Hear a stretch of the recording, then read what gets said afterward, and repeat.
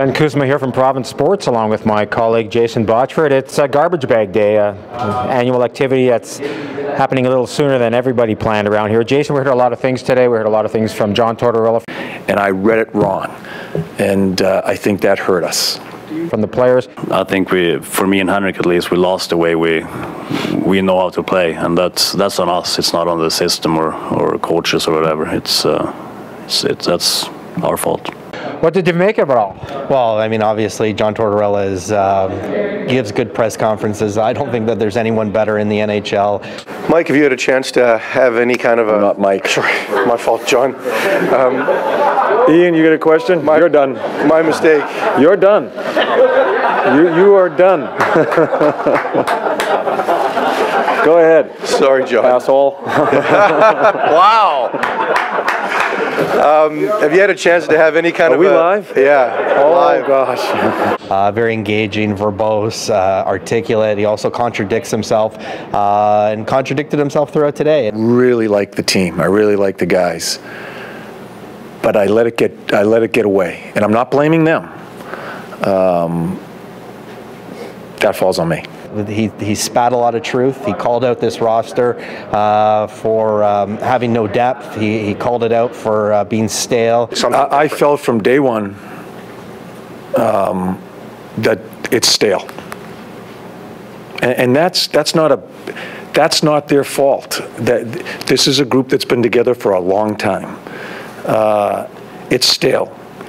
It needs youth.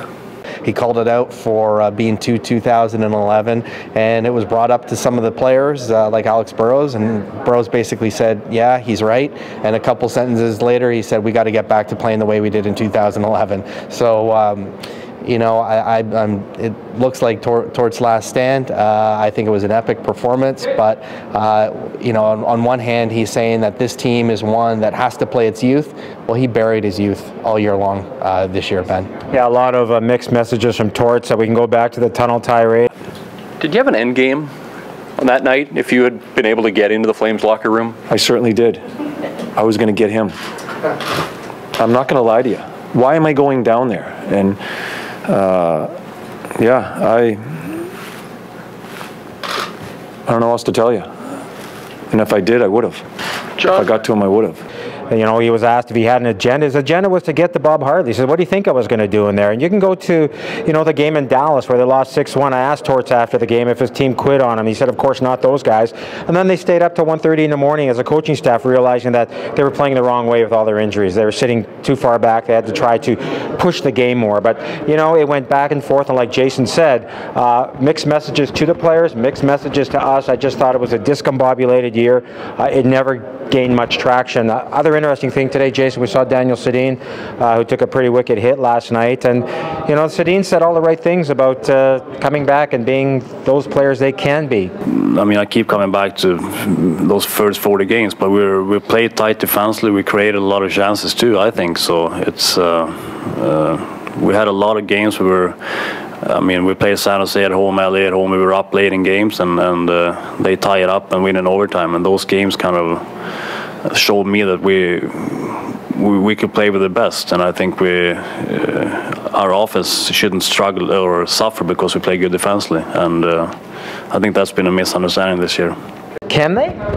I'm not sure. I mean, I don't think anyone knows right now. I think they're far better than what this season reflected in their point totals. I don't believe that they're 40-point players. I think that they still have a lot of game left in the NHL. But they got to get the right winger. They need the right mix. They need the right coach. They need to be put in offensive situations. And that's something that Tortorella basically said at the beginning of the year. He doesn't believe that offensive players need to be put in offensive situations.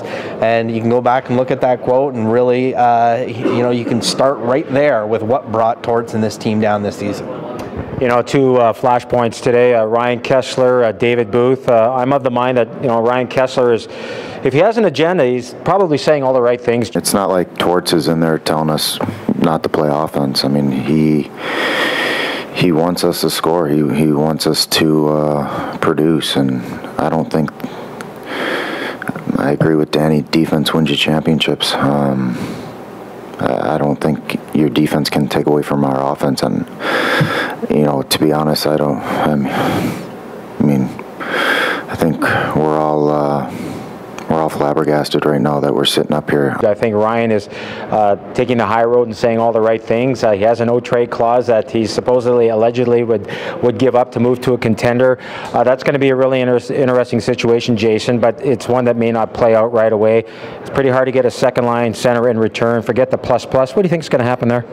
Yeah, I mean, you're right. He did say all the right things, I guess. I mean, I know for a fact that he gave the Canucks 6 teams that he was willing to be traded to, and I think that it's one of the most difficult decisions the team has to make this year. On one hand, he's still a legitimate top 10, top 10%, top 15% second-line center in the NHL, but on the other hand, he is the one asset that they have that could really, progress the retool here. And Torts basically said today that this team is going to suck for a couple years. Well, if it's going to suck, you may want to trade Ryan Kesler and try to get some players that are 22, 23, so you have a chance to win in 3 or 4 years. Free agency, there's very few right-wingers out there, and they're going to command a lot of money.